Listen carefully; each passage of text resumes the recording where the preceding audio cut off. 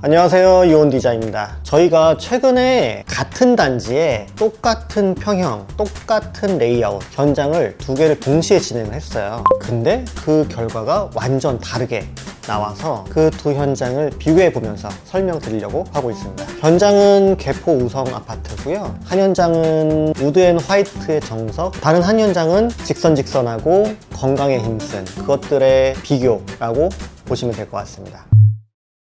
기존처럼 현관부터 한번 보여드려 볼게요. A 현장의 현관 중문인데요. 우드 관사를 이제 가로로 쭉 배치를 했고, 플라스틱 재질이나 필름 재질로 마감된 게 아니라 실제 나무들을 일일이 수작업해서 만든 중문인데, 이게 보기에도 이쁘지만 만져보면 굉장히 느낌이 좀 따뜻하니 좋거든요. 우리 집 컨셉에 잘 맞는 형태의 중문을 골라서 시공을 해드렸습니다. 이게 실제로 보면 더 이쁜데. 이제 B 현장은 조금 다르게 좀 투명하게 잘 노출되게 하는 컨셉의 중문을 원하셔서 이렇게 한번 진행을 해봤고요. 사진으로 봐도 얼핏 좀 안 보이긴 해요. 근데 중문의 기능은 온전하게 수행을 하고 있거든요. 소음이라든지 단열이라든지를 책임지는 소중한 중문입니다. 직선직선하고 시크하고 이런 느낌하고 잘 어울리는 것 같습니다. 차이점은 이렇고, 공통점은 이 안쪽으로 팬트리 공간 만든 것들이거든요. 원래 폭은 요만큼까지밖에 없었는데 이 안쪽으로 이만큼의 공간으로 쑥 들어가는 거예요.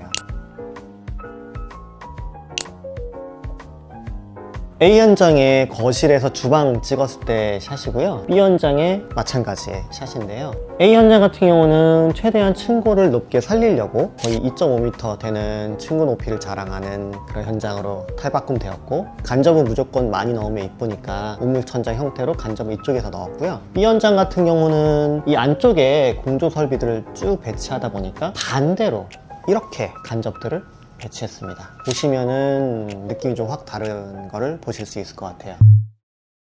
A 현장 주방 정면샷, B 현장 주방 정면샷인데요. 느낌 다르죠? 이쪽에 이렇게 부실 수 없는 기둥이 있어서 얘를 어떻게 피하면서를 진행하다 보니, 이쪽은 여기 다이닝 공간을 온전하게 쓰시면서 한쪽 벽면으로 수납장, B 현장은 다이닝 공간과 주방이 약간의 개방감 있게 이 기둥에 양쪽으로 좀 보이게 환기도 잘 되고 좀 개방감 있게 비워놨습니다. A 현장의 한쪽 벽면 깔끔하죠? 이쪽은 어찌 보면은 거실에서 바로 보이는 쪽이기 때문에 약간 수납의 형태로 숨길 수 있는 것들, 보이고 싶은 것들 배치를 해봤고요. 안쪽 조리 공간은 이렇게 최대한 냉장고를 이렇게 두 개를 배치하면서 한쪽에서 조리하실 때 유용한 동선을 좀 만들어 봤어요. 이게 음식 딱 꺼내서 조리하고 배치하고, 아까 냉장고 있는 쪽에 반대편은 숨기고 싶은 소형 가전들도 한쪽으로 배치를 이렇게 했어요. 이쪽 공간을 아예 온전하게 숨기는 공간으로 하려고 했기 때문에 그런 구조로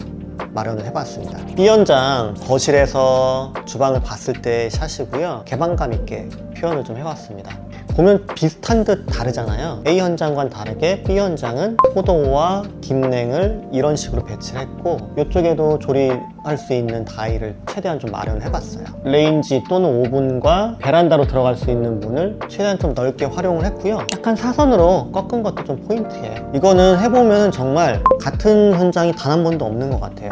A 현장 같은 경우는 어찌 보면 다이닝 공간과 주방 조리 공간을 약간 좀 분리하는 그런 느낌이 있고요. 숨길 수 있는 부분 숨기고 수납 챙기고, B 현장 같은 경우는 개방감도 좀 살리면서 작업 공간들도 좀 널찍널찍하게 이렇게 배치를 한 게 좀 차이인 것 같습니다.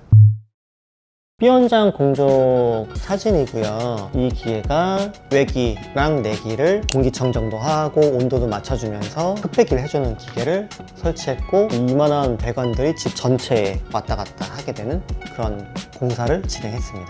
고객님이 집 안에서 좀 청정한 공기를 계속 유지하시길 원하셔서 전열 교환기를 설치를 해드렸는데, 각 방마다의 공기들의 순환 을 도와주면서 더울 때나 추울 때나 적정한 온도도 유지하면서 이렇게 순환을 해주는 기계거든요. 신축에는 많이 설치가 되는데, 이 도곡동 대치동 쪽에 한 20년, 30년, 40년 된 아파트들은 다 없기 때문에 이 기계를 전체를 다 설치를 했습니다. 근데 이게 하고 싶다고 할 수 있는 게 아닌 게 좀 포인트인 것 같아요. 이 기계를 설치하고 싶어도 설치할 수 있는 공간이 나와야지 설치를 하는데, 그 공간이 안 나오는 현장들이 꽤 많아요. 특히나 10년 전에서 한 30년 전쯤 지어진 이 도곡동, 대치동 쪽에 있는 아파트들은 속공간이 굉장히 좁거든요. 뜯어보면 오히려 반대로 아예 그냥 막 40년 지난 그런 구축들은 또 뜯어보면 공간이 꽤 나오는 경우가 많거든요. 그래서 이런 것들은 이제 현장 상황에 봐서, 그리고 업체가 노하우가 있으면 설치가 좀 가능한 것 같고요. 근데 일반적으로 사실 그렇게 많이 하지는 않아요. 못하기 때문에.